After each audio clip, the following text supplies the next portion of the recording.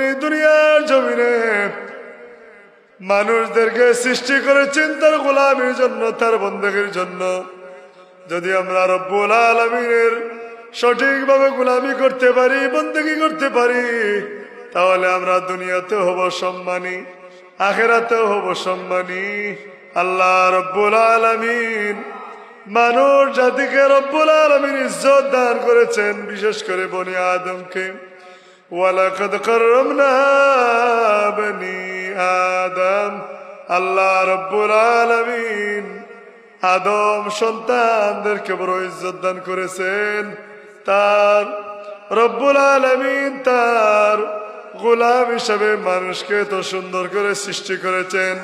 যদি আমরা রব্বুল আলামিনের গোলামি করতে পারি, বন্দেগী করতে পারি, দুনিয়াতে আমরা সম্মানী, আখিরাতেও সম্মানী। হাজিরিনে কেরাম, আল্লাহ রব্বুল আলামিন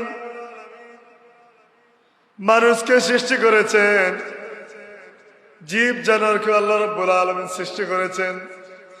কিন্তু আল্লাহ রব্বুল আলামিন মানুষের মধ্যে এমন একটি গুণ দান করেছেন, সেই গুণটা হলো আল্লাহর পক্ষ থেকে দেওয়া সবচেয়ে বড় নিয়ামত। আল্লাহ রব্বুল আলামিন মানুষকে দিয়েছেন, সেটা হলো জ্ঞান, বিবেক, বুদ্ধি, বিবেচনা। দেখবেন যদি রব্বুল আলামিনের হুকুম অনুযায়ী পশু, গরু, পশুর মধ্যে গরু, ছাগল বাচ্চা জন্ম দেওয়ার পরপর নিজে নিজে জমিনের মধ্যে উঠে উঠে হামাগুড়ি দিয়ে মায়ের দুধ খায় কিনা? গরুর বাচ্চা মায়ের দুধ খাইতে পারে নিজে নিজে, ছাগলের বাচ্চাও দুধ খাইতে পারে নিজে নিজে। ছাগলের বাচ্চা ডাক দেয়, গরুও ডাক দেয়, মহিষের বাচ্চাও ডাক দেয়। আল্লাহ রাব্বুল আলামিন গরু, ছাগল, মহিষ, মুরগি, কবুতর, যত প্রাণী আছে মানুষ ব্যতীত সকল প্রাণীকে তার দুশ্মনকে পরিচয় করে দিয়েছেন। সে তার দুশ্মনকে সে নিজে জানে, আল্লাহ রাব্বুল আলামিন আগে তাকে জানিয়ে দিয়েছেন। কিন্তু আল্লাহ রাব্বুল আলামিন মানুষ এমন এক জাত, এমন এক সম্মানিত জাত, মানুষকে আল্লাহ রাব্বুল আলামিন তার দুশ্মনকে পরিচয় করে দেন নাই। আল্লাহ রাব্বুল আলামিন মানুষের হায়াত, মৌত, রিজেক, হায়াত, মৌত, রিজেক, এই তিন জিনিসকে আল্লাহ রাব্বুল আলামিন তার হাতে রেখে দিয়েছেন। সে জানে না কোন জায়গায় সে ইজ্জত খাওয়াবে, কোন জায়গায় বেইজ্জত হবে, কোন জায়গায় সে মারা যাবে, কোন জায়গায় তার রিজেক রয়েছে, সে কোনো কিছুই জানে না। আল্লাহ রাব্বুল আলামিন মানুষকে দান করেছেন বিবেক, সে তার বিবেক দিয়ে তার দুশ্মনের হাত থেকে বেঁচে থাকতে পারবে। সুবহানাল্লাহ। আল্লাহ রাব্বুল আলামিনের হাবিব মুহাম্মদুর রাসূলুল্লাহ সাল্লাল্লাহু আলাইহি ওয়াসাল্লাম ফরমান, আনজিলিন নাসে মানাজিলাহুম, যেই মানুষ যেই সম্মান পাওয়ার উপযোগী, যেই মানুষ যেই সম্মান পাওয়ার উপযোগী, তাকে সম্মান দিতে হবে, তাকে ইজ্জত করতে হবে, তাকে তার স্থান বেঁধে, তাকে পাত্র বেঁধে ইজ্জত দান করতে হবে। আল্লাহ রাব্বুল আলামিন মানুষকে আশরাফুল মাখলুকাত হিসেবে তৈরি করে দুনিয়ার জমিনে পাঠিয়েছেন। তার পিছনে হিকমত রয়েছে, কোয়ালিটি রয়েছে, শক্তি রয়েছে। মানুষের শক্তির উপরে অন্য কোনো কিছুর শক্তি নাই, কারণ মানুষকে আল্লাহ তাআলা বিনা অস্ত্রে বড় বড় শত্রু জ্ঞান, বুদ্ধি, বিবেক দান করেছেন। সুবহানাল্লাহ। আল্লাহ রাব্বুল আলামিন সৃষ্টির কোনো প্রাণীকে আল্লাহ রাব্বুল আলামিন ইবাদত করছে না এমন নয়। সৃষ্টির মধ্যে এমন কোনো প্রাণী নাই যেই প্রাণী আল্লাহ রাব্বুল আলামিনের ইবাদত করছে না। মহান আল্লাহ রাব্বুল আলামিনের দরবারে গরুকে আল্লাহ তাআলা রুকুর অবস্থায় বানিয়ে রেখেছেন। শুধু রুকু নয়, সে সেজদা করছে, এমনকি সে তাসবিহ পাঠ করছে। আল্লাহ রাব্বুল আলামিন গাছকে সৃষ্টি করেছেন এক পায়ে। গাছকে আল্লাহ রাব্বুল আলামিন কিয়াম অবস্থায় সৃষ্টি করেছেন। বিশেষ করে তাল গাছ দেখবেন, তাল গাছ এক পায়ে দাঁড়িয়ে, সব গাছ দাঁড়িয়ে। তা হলো তাল গাছ, সেটি আল্লাহ রাব্বুল আলামিনের দরবারে সদা সর্বদা কিয়াম করছে। শুধু কিয়াম নয়, সেও উপরন্ত সেজদাও করছে, তাসবিহ পাঠ করছে, সুবহানাল্লাহ। কিন্তু মানুষকে আল্লাহ রাব্বুল আলামিন এমন অবস্থায় সৃষ্টি করেছেন, না রুকুর হালতে, না সেজদার হালতে, না কিয়ামের হালতে। রব্বুল আলামিন মানুষকে এত সুন্দর করে সৃষ্টি করেছেন, মানুষ কিয়াম করতে পারে, রুকু করতে পারে, সেজদা করতে পারে, সুবহানাল্লাহ। আল্লাহ রাব্বুল আলামিন বলেন, আল্লাযীনা ইয়াযকুরুনাল্লাহ কিয়ামান ওয়া কুউদান ওয়া আলা জুনুবিহিম। আল্লাযীনা ইয়াযকুরুনাল্লাহ কিয়ামান ওয়া কুউদান ওয়া আলা জুনুবিহিম। মানুষকে আল্লাহ রাব্বুল আলামিন দাঁড়াইবার শক্তি দান করেছেন, বসার শক্তি দান করেছেন, রুকু করার শক্তি দান করেছেন, সেজদা করার শক্তি দান করেছেন। আল্লাহ রাব্বুল আলামিনের হুকুম আহকাম পালন করতে পারে এমন সুযোগ সুবিধা রব্বুল আলামিন মানুষকে দান করেছেন, সুবহানাল্লাহ।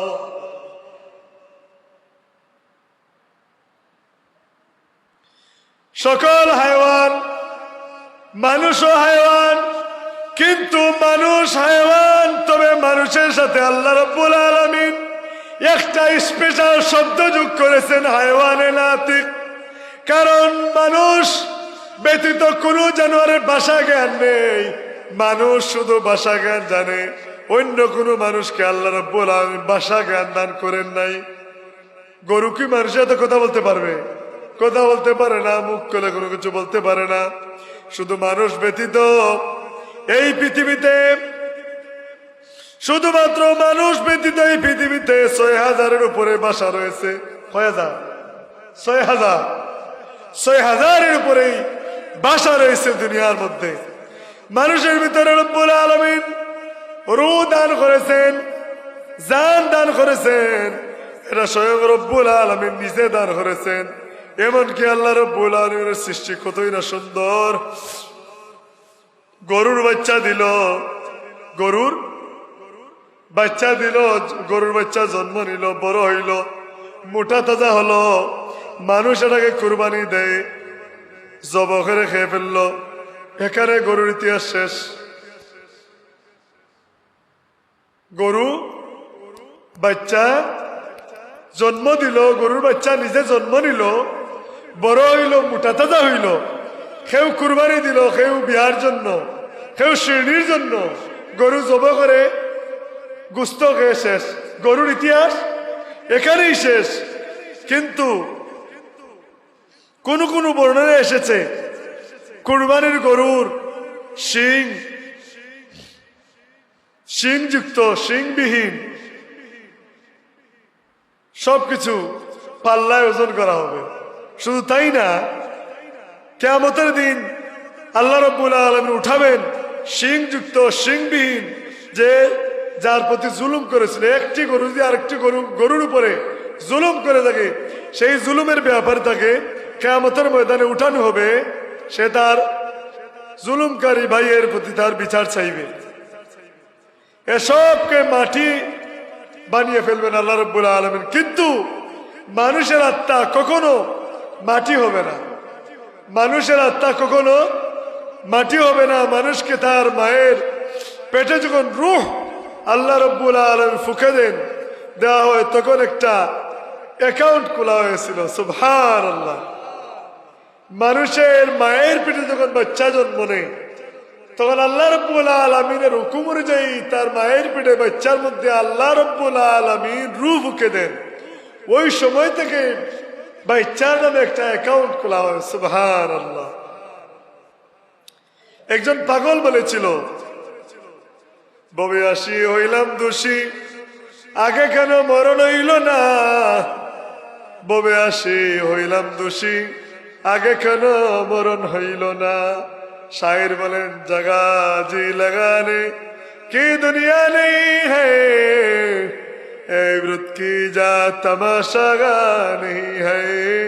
এই দুনিয়াটা তামাশার জায়গা নয়, এই দুনিয়াটা হলো ইবাদত বন্দেগীর জায়গা, নিজে নিজের আমলকে পরিশুদ্ধ করার জায়গা, ইবাদত বন্দেগী করার জায়গা, নিজের আমলকে সুন্দর করে নামাজ পড়ে নিজের অ্যাকাউন্টে জমা করে দুনিয়া থেকে আখিরাতে যাওয়ার সামানা তৈরি করার জায়গা।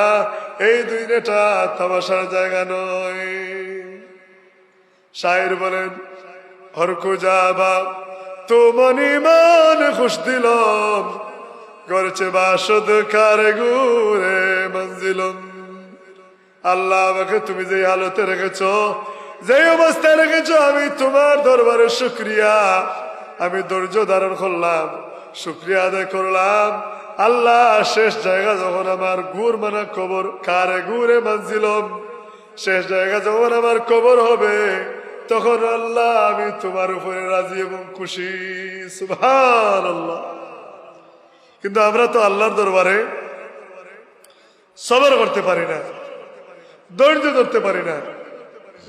আমরা সামান্য যদি অসুবিধা হয়, খাইলাম না ফাইলাম না ওইল না আলহাকুমুত তাকাসুর হাত্তা যুরতুমুল মাকাবির, খাইলাম না ফাইলাম না ওইল না গেল না দিল না, এই অবস্থা আমাদের লেগে যায়। হাজার হাজার লাখ বছর আগে আলমে আরয়ে মানুষ হিসাবে আল্লাহ রব্বুল আলামিন আমাদেরকে রেখেছিলেন। এরপর ধারাবাহিকভাবে রব্বুল আলামিন দুনিয়ার জমিনে আমাদেরকে পাঠিয়েছেন। হাজার হাজার লাখ লাখ বছর আগে আল্লাহ রব্বুল আলামিন আমাদেরকে তৈরি করে রেখেছেন। কিন্তু সিরিয়াল অনুযায়ী রব্বুল আলামিন একের পর এক বড় ভাই, ছোট ভাই, মেজ ভাই, সেজ ভাই, এইভাবে ধারাবাহিকভাবে রব্বুল আলামিন আমাদেরকে দুনিয়ার জমিনে পাঠিয়েছেন। তার একটাই কারণ যে আমার বন্দাবান্দিরা আমি আল্লাহর গোলামি করবে, আমি আল্লাহর দাসত্ব করবে, আমি আল্লাহর বন্দেগী করবে। যদি আমরা আল্লাহ রব্বুল আলামিনের গোলামি, দাসত্ব, বন্দেগী করতে পারি, দুনিয়াতে হবো সম্মানী, আখিরাতে হবো সম্মানী। আমরা তো আল্লাহ রব্বুল আলামিনের রহমত, দয়া থেকে আমরা দূরে সরে থেকে আল্লাহ বারবার বলছেন قل يا عبادي الذين أسرفوا في أنفسهم لا تقنطوا من رحمة الله قل يا عبادي الذين أسرفوا في أنفسهم।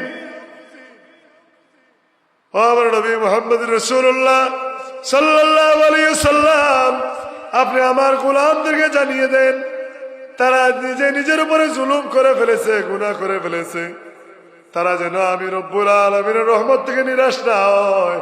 আমি রব্বুল আলামিন তাদেরকে ক্ষমা করে দিব। আমি যদি রব্বুল আলামিনের রহমত থেকে তারা নিরাশ না হয়, আমি রব্বুল আলামিনের কাছে যদি তারা বারবার চায়, মাফ চায়, পানা চায়, আমি রব্বুল আলামিন তাদেরকে ক্ষমা করে দিব। সুবহানাল্লাহ। আল্লাহ বলেন ওয়াইবাদুর রহমানিল্লাযীনা ইয়ামশুনা আলাল আরদি আউনা ওয়া ইযা খাতাবাহুমুল জাহিলুনা ক্বালু সালামা।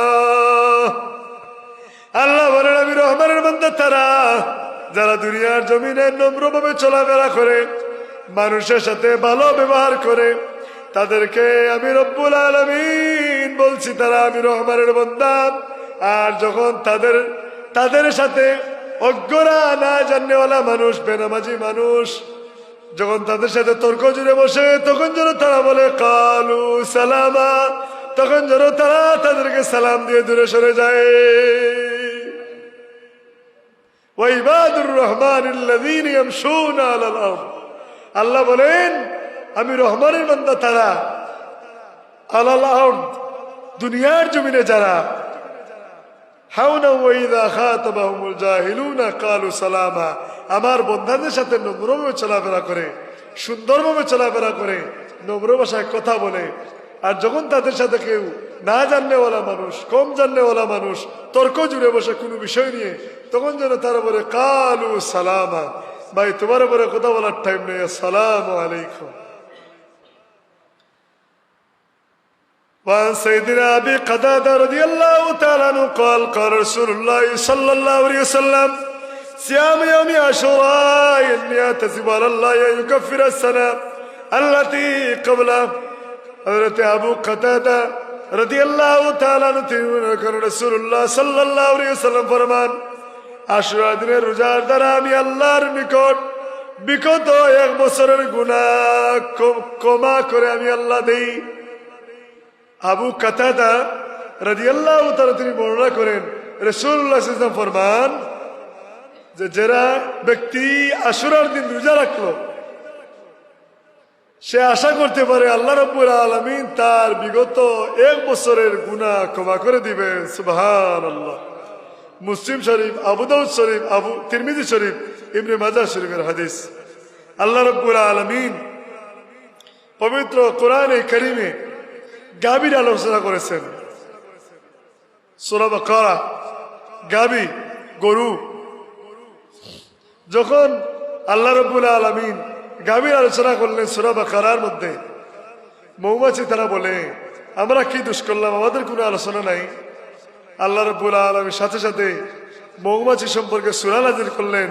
সেই সূরার নাম হলো সূরা নমল। সূরা কি? নমল। মানুষ আলোচনা করে, আল্লাহ রাব্বুল আলামিন গরু সম্পর্কে আলোচনা করলেন, মৌমাছি সম্পর্কে আলোচনা করলেন, আমাদের কি কোনো আলোচনা নাই? আল্লাহ রাব্বুল আলামিন সাথে সাথে মানুষ সম্পর্কে সূরা নাযিল করে দিলেন সূরা নাস।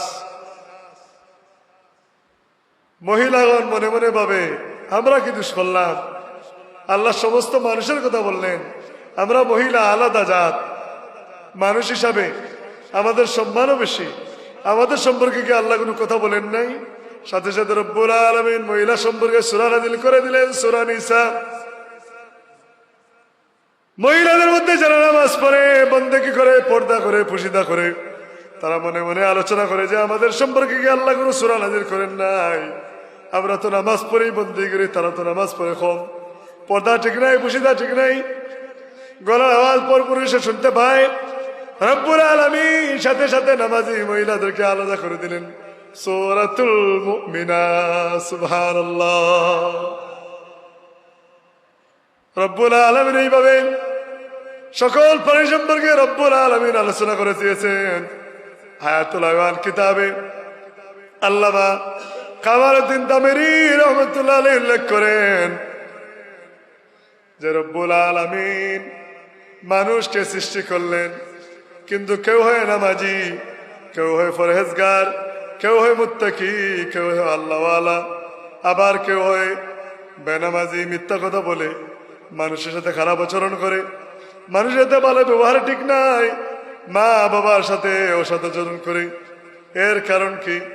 হায়াতুল আওয়াল কিতাবের মধ্যে আল্লামা কামালউদ্দিন তামেরি রাহমাতুল্লাহ আলাইহি উল্লেখ করেন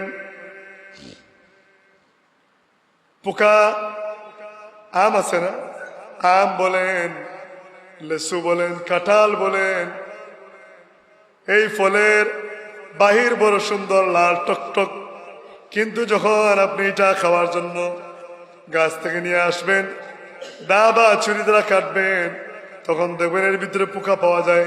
পোকা পাওয়া যায়, তার কারণ কি? আল্লামা কামালউদ্দিন তামেরি রাহমাতুল্লাহ আলাইহি উল্লেখ করেন এই আম গাছ, জাম গাছ, কাঁঠাল গাছ যখন ফুল দেয়, ফুল দেওয়ার পর যখন ফুলের মধ্যে ওই ফলের কলি জন্ম নেয়, তখন কিছু বিষাক্ত পোকামাকড় এসে ওই ফুলের কুড়ির মধ্যে ইনজেকশন দিয়ে দেয়, বিষ ঢেলে দেয়। আস্তে আস্তে আম বড় হয়, কাঁঠাল বড় হয়, লেসু বড় হয়, জাম বড় হয়, লাল হয়। আমরা ওই গ্রাম্য ভাষায় ফাঁকে লাল হয়, টকটকে, দেখতে সুন্দর। আপনি কাটার জন্য আনবেন, ভিতরে পোকা পাওয়া যায়। তার কারণ হলো কুল্লু শাইইন ইয়ারজি ইলা আসলি, ওই যে বিষাক্ত পোকা তার জন্মের সাথে সাথে বিষ ঢেলে দিয়েছিল, যার কারণে আমের ভিতরে পোকা পাওয়া যায়, কাঁঠালের ভিতরে পোকা পাওয়া যায়, বাইর সুন্দর, লেচুর ভিতরে পোকা পাওয়া যায়, একইভাবে যখন একজন মানুষ নতুন বিয়ে করে, বিয়ের পর যদি সে শরিয়া সম্মত সকল কার্যক্রম পরিচালনা করে, শরীয়ত সম্মত পরিবারের সাথে মিলিত হয়, শুরুতেই তো আমাদের ভেজাল, আমরা 10 লক্ষ টাকা কাবিন দিই, আর পরে স্ত্রীকে 10 টাকা দিতে পারি না। মানুষকে শোনায় আমার পুলার বউয়ের 10 লক্ষ টাকা কাবিন, আমার মেয়েকে এবার 5 লক্ষ টাকা নিছি। যদি ওই মহিলা দুনিয়ার জমিন থেকে চলে যান, স্বামী যদি দুনিয়ার জমিন থেকে চলে যান, মহিলা জীবিত থাকেন, তাহলে তার ওয়ারিসের উপরে হক হলো, ফরজ হলো, তার ওয়ারিসগণ অবশ্যই মহিলার স্বামীর সম্পদ থেকে মহিলার হক পরিপূর্ণ পাওনা দিয়ে দিতে হবে, নতুবা কিয়ামতের ময়দানে স্বামীকে আল্লাহর কাঠ করে দাঁড়াতে হবে। কিন্তু আল্লাহ রাব্বুল আলামিন কোরআনে কারিমে বলে দিয়েছেন, যদি নিজ থেকে স্ত্রী বলে যে আমার ওই মহারণা লাগবে না, আমি আপনাকে আবার হাদিয়া হিসেবে দিয়ে দিলাম, তাহলে ওই মহারণার টাকা স্বামীও খেতে পারবে, স্ত্রীও খেতে পারবে। কোরআনে কারিমে সূরা নিসার মধ্যে রব্বুল আলামিন উল্লেখ করেছেন।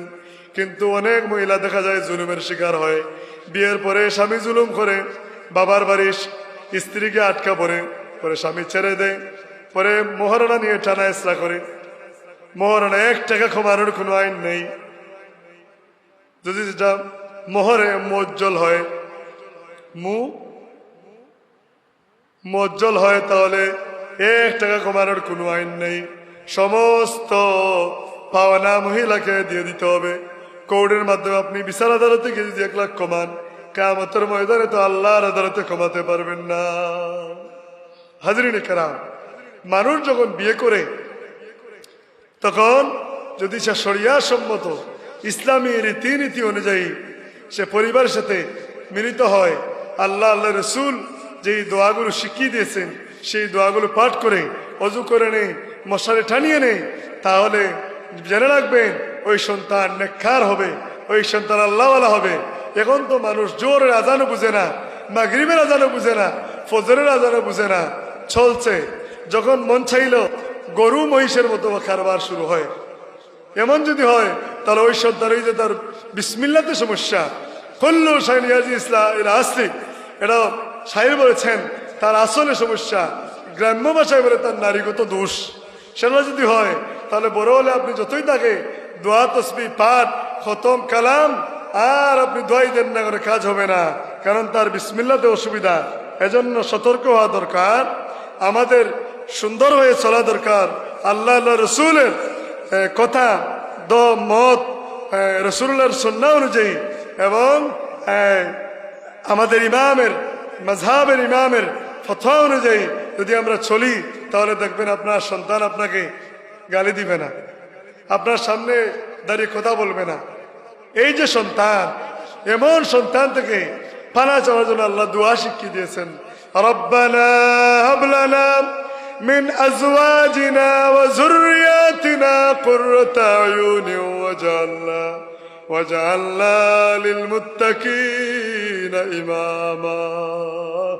আল্লাহ, আমাকে তুমি নেককার স্ত্রী দাও, নেককার সন্তান, আমার সন্তান যেটা দিয়েছো ওইটাকে তুমি নেককার বানাও, আবেদা সালেহা বানাও, তোমার এবং তোমার হাবিব মুহাম্মদুর রাসূলুল্লাহ সাল্লাল্লাহু আলাইহি ওয়াসাল্লামের অনুসরণ অনুকরণ করে চলার মতো নেককার আওলাদ তুমি দান করো।